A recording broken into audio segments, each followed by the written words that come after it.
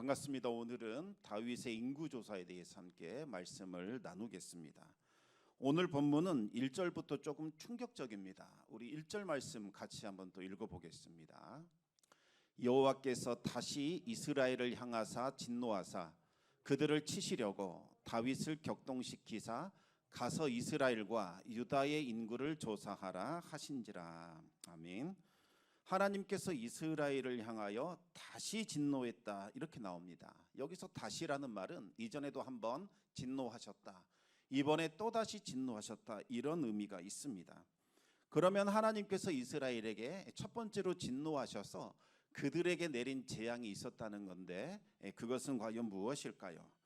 그것은 지난주에 말씀드린 바로 이스라엘에 임했던 3년 기근이라는 재앙이었습니다. 한번 지난주 말씀드린 내용 한번 기억해 보시기 바랍니다. 다윗이 통치하던 시절에 이스라엘 땅에 극심한 기근이 임하게 됩니다. 무려 3년간이나 지속이 되었지요. 다윗은 이 기근의 문제를 해결해 달라고 하나님께 기도했지만 아무런 응답이 없었습니다.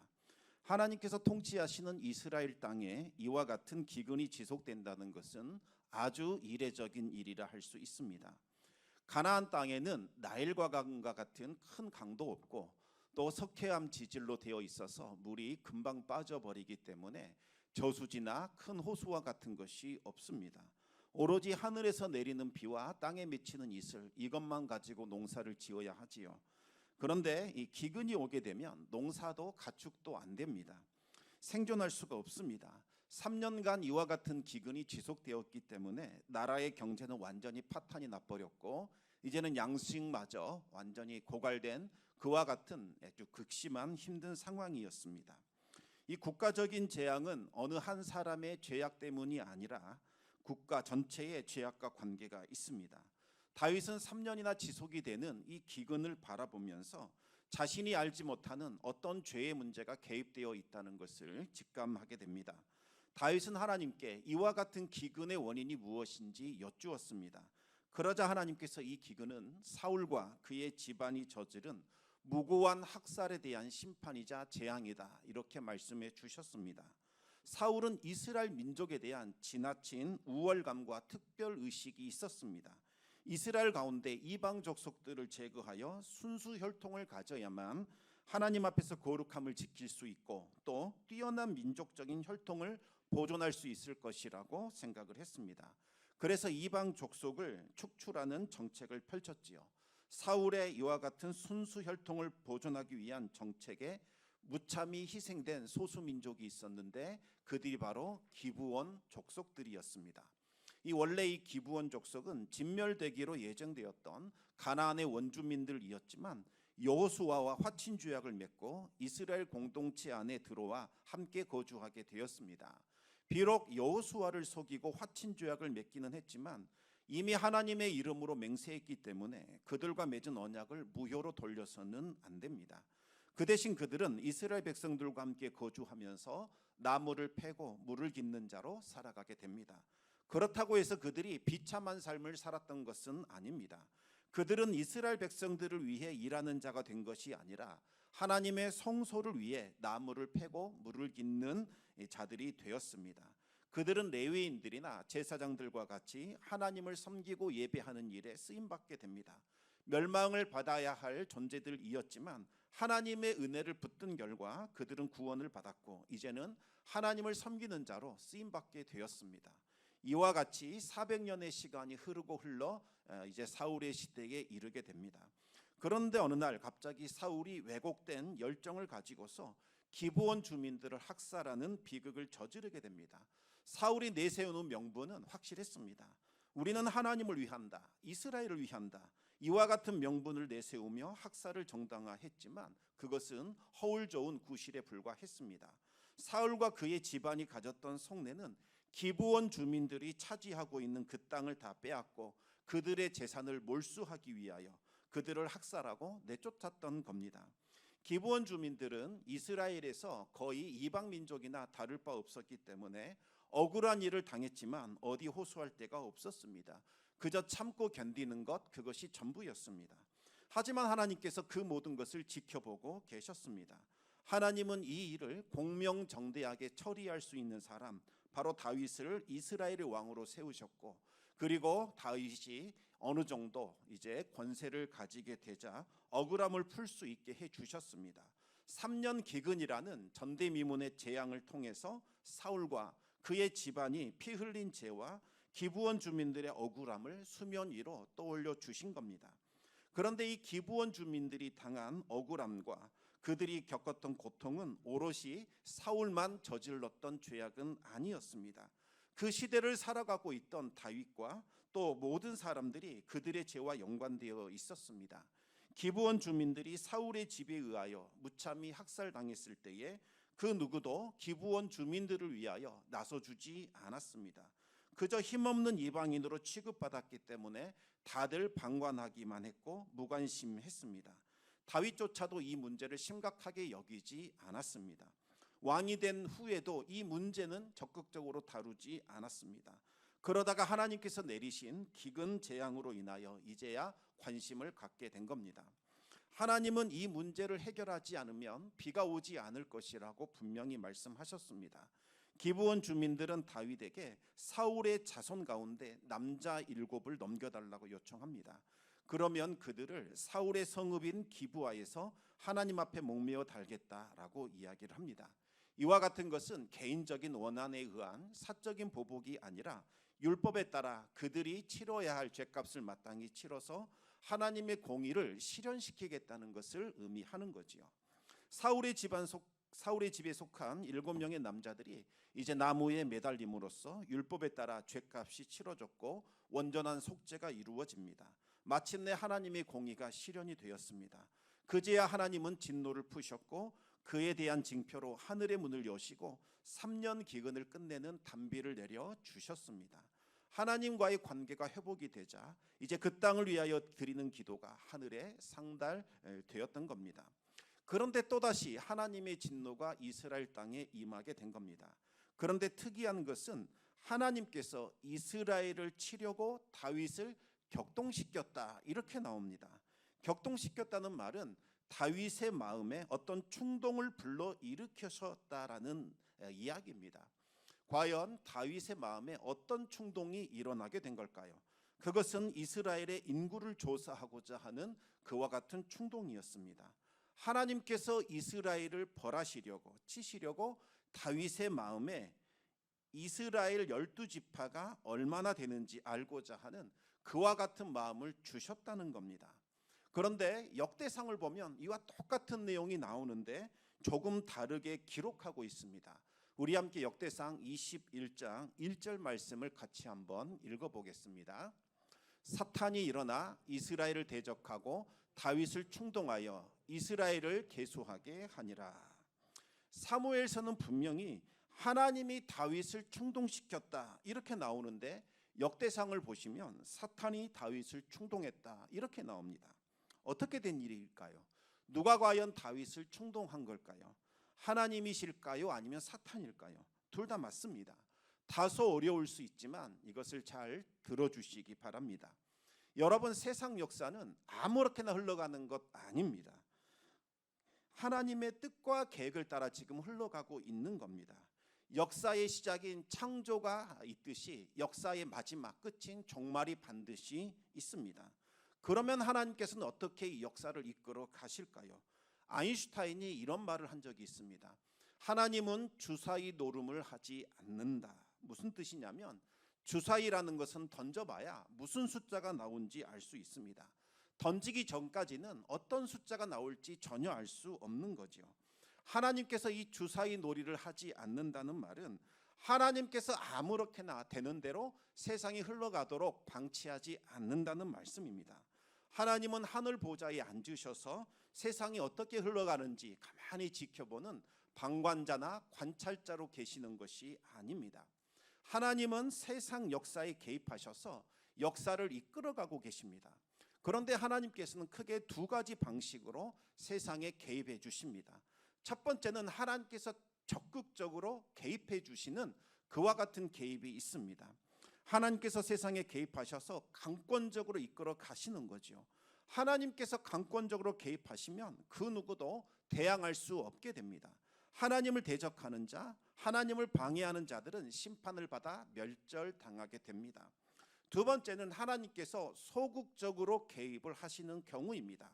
하나님은 사람이 갖고 있는 자유의지를 최대한 허용해 주셔서 사람들이 하고 싶은 대로 그냥 내버려 두십니다. 마치 하나님이 구경꾼이나 방관자가 되신 것처럼 그렇게 느껴지죠.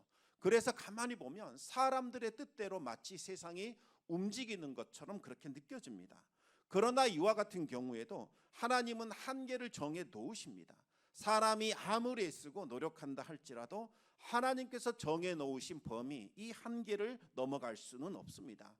사탄의 활동도 마찬가지입니다. 하나님은 사탄이 활동할 수 있도록 그냥 허용해 주시고 내버려 두실 때가 있습니다. 그러나 그때에도 사탄은 하나님이 정해 놓으신 범위를 넘어갈 수는 없습니다. 사탄이 아무리 애쓰고 노력한다 할지라도 하나님이 정하신 범위를 넘어설 수는 없다는 겁니다. 그런데 여러분, 참 신기한 것은 사람도 사탄도 자기 뜻대로 마음대로 행하는 것 같지만 결국에 가만히 보면 모든 것이 합력하여 하나님의 뜻과 계획을 이루는 데 사용이 됩니다. 오늘 다윗이 조사한 인구조사도 마찬가지입니다. 사탄은 다윗의 마음에 인구조사를 하고자 하는 강한 충동을 일으켰습니다. 다윗 역시 사탄의 충동에 이끌려 이제 인구조사를 실시하게 됩니다. 하나님은 이 일에 그냥 소극적으로 개입하셨습니다. 하나님은 사탄이 다윗의 마음을 충동하는 것을 적극적으로 막지 않으셨습니다. 사탄도 다윗도 각자가 하고 싶은 대로 행하도록 그냥 허용해 주신 겁니다. 사무엘서는 이것을 하나님이 다윗을 격동시켰다 이렇게 표현을 했습니다. 엄밀하게 말하면 하나님이 사탄이 다윗을 격동시키는 것, 이것을 금하지 않고 그냥 허용하셨다, 내버려 두셨다, 이와 같은 의미인 겁니다. 그런데 여러분, 과연 이 인구조사가 뭐이길래 이와 같은 재앙이 임하게 된 걸까요? 인구조사 그 자체가 하나님 앞에 큰 죄를 저지르는 것은 아닙니다. 인구조사는 말 그대로 사람이 얼마나 되는가 숫자를 조사하는 것을 의미합니다. 그래서 인구조사 그 자체로는 죄도 아니고 악을 저지르는 것도 아닙니다. 하나님은 모세와 여호수아에게 이스라엘의 인구를 조사하라 그렇게 지시한 적도 있었습니다. 또 모세와 여호수아는 하나님의 지시를 받아 인구조사를 실시하기도 했습니다. 그러면 무엇이 잘못된 걸까요? 그것은 바로 이 인구조사를 하려는 목적, 마음의 동기가 잘못된 겁니다. 하나님께서 모세와 여호수아에게 인구조사를 명하신 1차적인 목적은 가나안 땅을 차지한 후에 그 땅을 배분할 때에 지파의 숫자에 따라 균등하게 아주 공평하게 땅을 배분하기 위하여 숫자를 조사해오라 그렇게 지시를 했던 겁니다. 또 2차적인 목적은 이렇게 숫자가 계수된 사람, 이 사람들은 이제 하나님의 사람으로 확증을 받는 겁니다. 인구조사를 받은 남자들은 반드시 생명의 속전이라고 하는 돈을 지불해야 합니다. 이 속전이라는 말은 덮어주는 덮개, 이와 같은 의미가 있습니다. 죽을 수밖에 없는 죄인인데 하나님께서 그 사람을 은혜로 덮어주셔서 하나님의 백성으로 거룩한 자로 의인으로 삼아주신다, 이와 같은 의미가 있는 겁니다. 속전이라는 것은 나를 구원해 주신 그 은혜에 대한 감사로 드리는 일종의 배상금입니다. 그런데 이 생명의 속전이 어디에서 나왔느냐? 바로 출애굽에서 나오게 됩니다. 원래 이스라엘 민족은 애굽의 종이었습니다. 하나님께서 10번째 재앙으로 애굽에 속한 모든 장자들, 심지어 짐승이나 가축의 첫 새끼를 다 치실 때에 애굽의 종이었던 이스라엘 역시 그날 멸절을 당하는 것이 하나님의 심판이었습니다.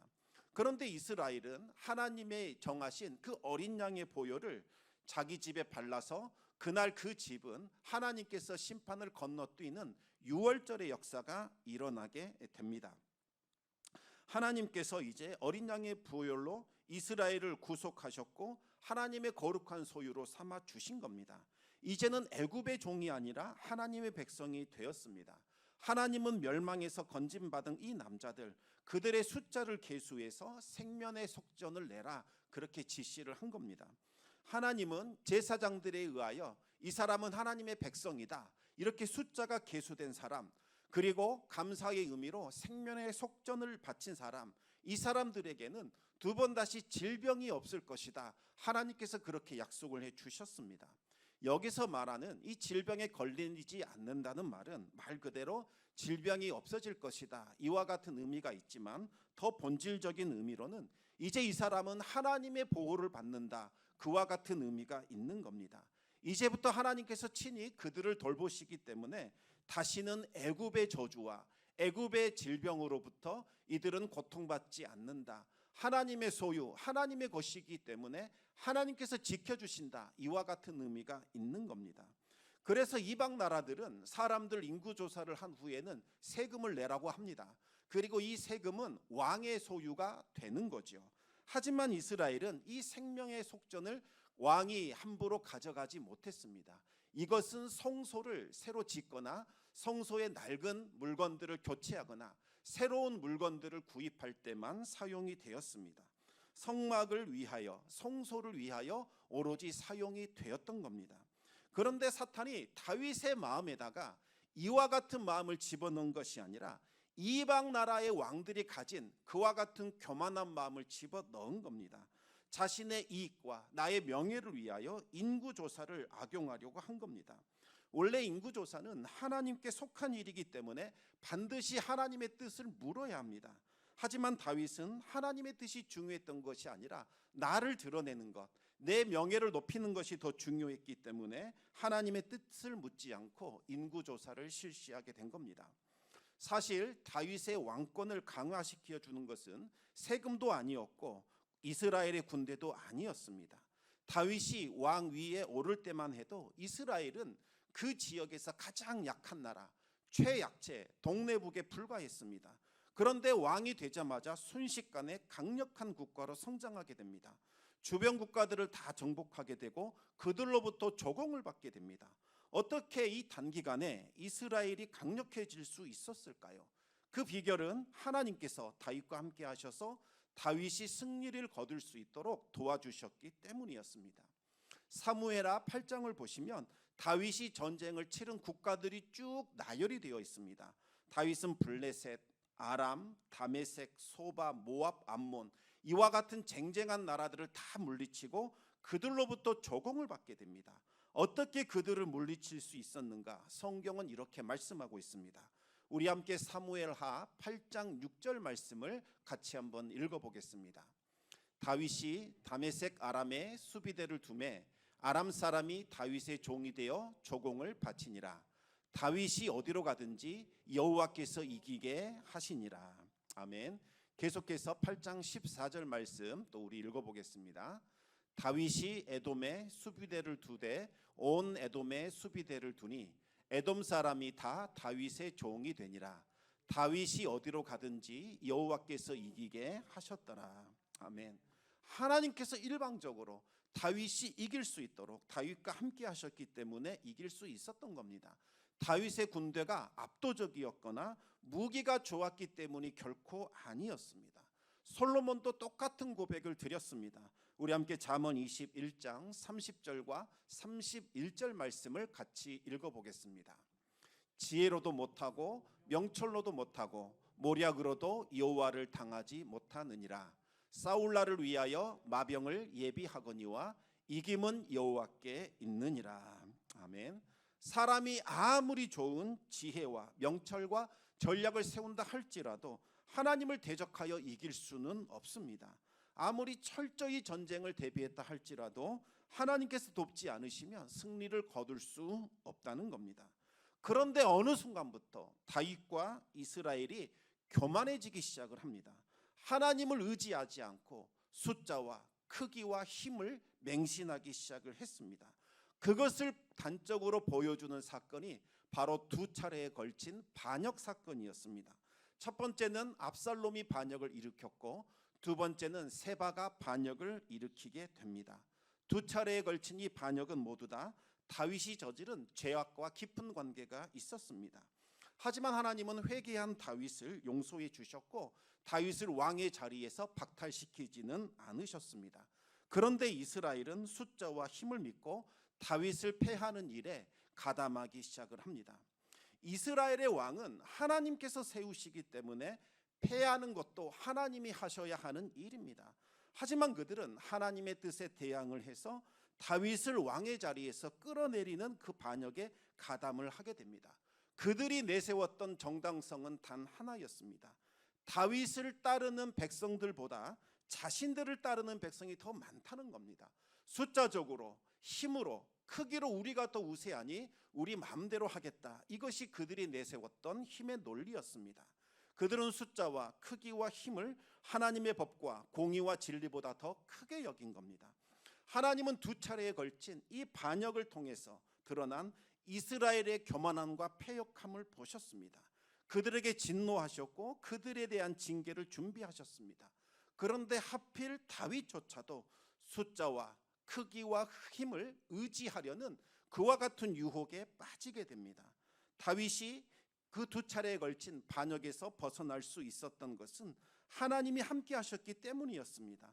하지만 다윗은 그것을 잊어버리고 이제는 아무도 나를 업신여기지 못하도록 나도 좀 힘을 키워야겠다, 크기를 더 키워야겠다, 그리고 많은 숫자를 가져야겠다, 그와 같은 생각을 하게 된 겁니다. 그러자 여기에 사탄이 기름을 부어버렸습니다. 하나님만 쳐다보지 말자. 이제는 우리가 압도적인 숫자와 크기와 병거와 병사를 소유하자. 이렇게 말합니다. 그래야 적들이 감히 너를 넘보지 못할 것이 아니냐. 미래를 보장받을 수 있는 길이 여기에 있다. 이렇게 말한 겁니다. 충동에 이끌린 다윗은 자신의 숫자와 크기와 힘이 얼마나 되는지를 알고자 인구조사를 하라고 요압에게 지시를 내리게 됩니다. 원래 인구조사는 군대의 총사령관이 하는 것이 아니라 하나님께서 기름 부어 세우신 제사장들이 하는 일입니다. 요압은 다윗의 명령이 너무나 못마땅했습니다. 하나님께서 지금 이 백성들보다 100배나 더 불어나게 하셔서 왕이 그것을 보게 되기를 저도 원합니다. 하지만 그것은 하나님이 하실 일이지 왕이 하실 일은 아닙니다. 왜 굳이 그와 같은 일을 하시려고 하십니까? 요압은 하나님께 죄를 짓는 것을 막고자 쓴소리를 아끼지 않았습니다. 하지만 다윗은 끝까지 자신의 뜻을 굽히지 않고 인구조사를 강행하게 됩니다. 요압은 어쩔 수 없이 지휘관들과 함께 10개월간 이스라엘 전역을 돌아다니면서 인구조사를 했습니다. 이제 인구조사를 마친 요압이 다윗에게 보고를 하게 됩니다. 칼을 빼어 다룰 수 있는 용사가 이스라엘에는 80만 명, 유다에는 50만 명, 총 130만 명이나 됩니다. 이렇게 보고를 하게 됩니다. 여러분, 가나안 땅에 막 들어왔을 때에는 장정 60만 명에 불과했습니다. 그런데 어느덧 지금은 두 배를 훨씬 넘는 130만 명으로 늘어나 있었습니다. 이제 이스라엘은 그 누구도 넘볼 수 없는 강력한 국가가 된 겁니다. 그런데 요압의 보고를 받은 다윗은 지금 뭔가 잘못되었다는 것을 느끼게 됩니다. 하나님을 의지하지 않고 숫자와 크기와 힘을 의지하고 있는 자기 자신을 그제야 발견하게 된 겁니다. 다윗과 온 이스라엘이 이제는 하나님을 버리고 눈에 보이는 것들, 그것을 의지하고 그것에 힘쓰고 있었던 겁니다. 성령은 다윗의 양심을 강하게 찔렀고 다윗은 하나님께 엎드려 회개를 했습니다. 오랫동안 참고 기다리시던 하나님께서 이제 선지자 갓을 보내어 다윗에게 징계를 내리겠다, 심판을 내릴 테니 세 가지 중에 네가 하나를 선택하라, 그렇게 말씀을 하셨습니다. 첫 번째는 3년 기근이다. 그리고 두 번째는 3개월간의 전쟁이다. 마지막 세 번째는 3일 동안 있을 전염병이다. 이 세 가지 심판이 특징이 있습니다. 그것은 다 다윗이 자랑했던 숫자와 크기와 힘을 하나님께서 꺾어버리는 그와 같은 일, 그와 같은 재앙, 그와 같은 심판을 내리신 겁니다. 하나님이 다윗에게 내린 심판은 그들을 멸절시키는 것이 목적이 아니었습니다. 그들이 품었던 어리석은 생각과 행동을 뉘우치고 이제 하나님께 다시 돌아오라는 징계와 연단이었습니다. 이와 같은 심판을 우리는 징계와 연단이라고 부르는 거죠. 하나님의 징계와 연단은 당시에는 즐거워 보이지 않고 매우 슬픕니다. 하지만 그로 말미암아 성도들은 거룩함이 회복되게 되고 의와 화평과 평강의 열매를 맺을 수 있게 됩니다. 다윗은 고민했습니다. 무엇을 선택할까? 3년의 기근과 3개월의 전쟁을 선택하지 않고 3일간의 전염병을 선택하게 됩니다. 기근으로 백성들이 도탄에 빠지거나 대적의 손에 죽는 것보다 차라리 하나님이 내리시는 전염병, 하나님의 형벌을 받는 것이 더 낫다고 생각했기 때문입니다. 왜냐하면 하나님은 진노 중이라도 자비와 긍휼을 베푸시기 때문에 다윗은 3일간 있을 전염병을 선택했습니다. 하지만 하나님의 징계는 정말 무시무시했습니다. 하나님께서 손을 들어 전염병을 내리시자 온 이스라엘이 순식간에 초토화되어 버렸습니다. 단번에 7만 명이나 되는 숫자가 죽게 된 겁니다. 다윗과 이스라엘이 의지하려고 했던 그 숫자, 그 크기, 그 힘, 하나님 앞에 아무것도 아니었던 겁니다. 그들은 생명의 원천이 되시는 하나님을 버리고 헛되고 어리석은 것을 의지하며 자랑했던 겁니다. 다윗의 눈이 열리면서 천사가 하늘과 땅 사이 공중에 서서 손을 들어 예루살렘을 멸하려고 하는 그 장면을 보게 됩니다. 다윗은 즉시 하나님께 엎드려 회개하기 시작을 합니다.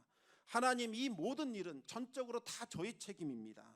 제 잘못입니다. 형벌을 받아야 할 사람은 바로 제 자신입니다. 그렇게 울부짖었습니다. 제발 이 백성들에게 손을 거둬주시고 하나님, 저와 제 아버지의 집을 벌하여 주십시오. 그렇게 간구를 합니다. 하나님은 다윗의 간절한 기도를 들어주셨고 그제야 진노의 손을 거두셨습니다. 그리고 다시 선지자 갓을 다윗에게 보내어 하나님을 위한 제단을 쌓으라라고 명령하셨습니다. 하나님께서 이제 다윗의 기도를 들으셨으니 그곳에 제단을 쌓아 하나님을 예배하라는 겁니다. 다윗이 제단을 쌓고 진심으로 예배를 드릴 때에 하나님의 진노가 사라지게 되고 다시 그 땅에 하나님의 은혜가 부어지게 될 겁니다. 하나님은 화해의 장소로 삼으신 곳이 바로 아리우나의 타작 마당입니다. 왜 이곳을 선택하셨을까요? 바로 이곳에서 다윗의 기도를 들으셨고 바로 그곳에서 심판을 중단하셨기 때문입니다. 훗날리 아리우나의 타작 마당은 이 다윗의 회개와 하나님의 긍휼과 자비가 만난 곳인데 바로 이곳에 솔로몬이 성전을 짓게 됩니다. 이곳에서 하나님이 택하신 백성들의 죄를 덮어주고 그들에게 은혜와 자비를 베푸는 성전 제사가 드려지게 되는 거지요. 이스라엘은 장차 이곳에 세워질 성전에서 하나님의 자비와 긍휼을 경험하게 됩니다. 그런데 또 이 자리는 역사적으로도 아주 중요한 곳입니다. 영적인 의미가 있지요. 바로 이곳에서 아브라함이 자신의 독생자 이삭을 번제로 하나님께 바쳤습니다. 이곳은 아브라함의 순종과 하나님의 은혜가 만나는 곳이었습니다. 다윗이 이곳에 제단을 쌓고 제사를 드리자 하나님은 그제야 그 땅을 위한 기도를 들어주셨고 그 땅에 임한 재앙이 떠나가게 되었습니다. 여러분, 이제 말씀을 맺습니다. 여러분, 교회가 해야 될 가장 중요한 사명 중에 하나가 무엇일까요? 그것은 교회가 자신이 서 있는 그 땅, 그 지역의 주민들을 위하여 기도하는 겁니다. 여러분, 교회가 제 역할을 제대로 감당하지 않으면 그 땅에 재앙이 임합니다. 이것은 성경이 말하는 거죠.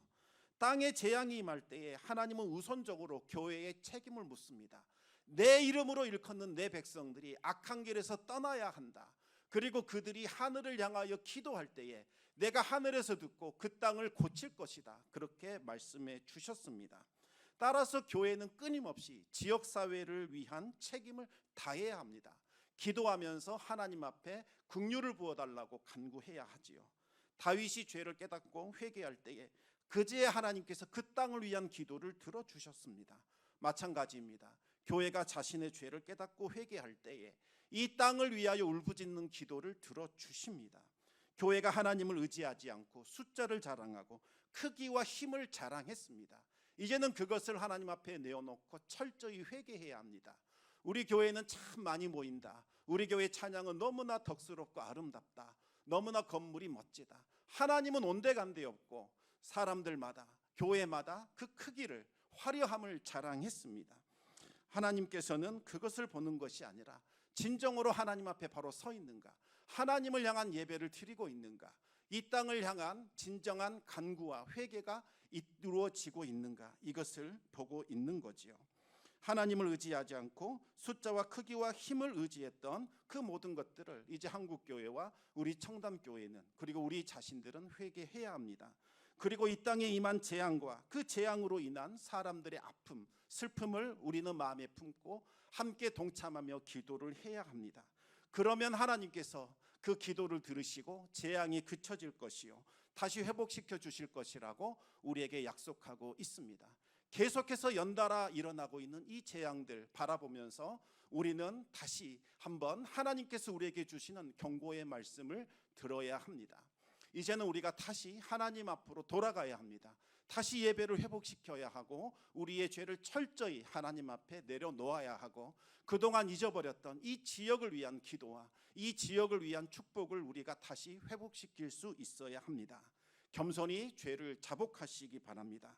그리고 이 땅을 위한 기도, 이 땅에 수많은 아픔을 당한 사람들을 마음 품고 우리가 함께 기도에 동참해야겠습니다. 우리 하나님께서 그들의 기도를 들으시고 이 땅을 고쳐주실 것이라 확신합니다. 이 시간 우리 함께 말씀을 기억하며 기도하기를 원합니다. 정말 많은 사람들의 울부짖음과 많은 사람의 탄식이 들려오고 있습니다. 그런데 한국교회는 이와 같은 일에 아무것도 하지 않고 있는 것 같습니다. 교회의 역할이 보이지 않고 있지요. 과거에는 교회의 숫자는 적었지만 정말 민족의 아픔과 나라의 그 아픔 속에 기도했고 철야했고 수많은 사람들을 돌보는 일에 앞장섰습니다. 그런데 지금 교회는 커졌습니다. 하나님을 믿는 사람들은 많아졌습니다. 하지만 이 아픔에 대해서 공감하고 통감하는 사람들은 보이지 않는 그와 같은 무기력한 세대가 되어버렸습니다. 하나님 다시 한번 우리의 마음을 일깨워 주시고 하나님을 두려워하게 하여 주시고 이 지역을 위한 기도가 다시 살아나게 하여 주시고 하나님의 교회가 연합하여 다시 하나님의 은혜와 자비와 긍휼을 구하며 이 땅에 임한 재앙이 떠나가고 하나님의 축복의 역사가 나타나는 그와 같은 기도를 올려드릴 수 있도록 역사하여 주시옵소서. 우리 같이 기도함으로 주님 앞에 나아가겠습니다.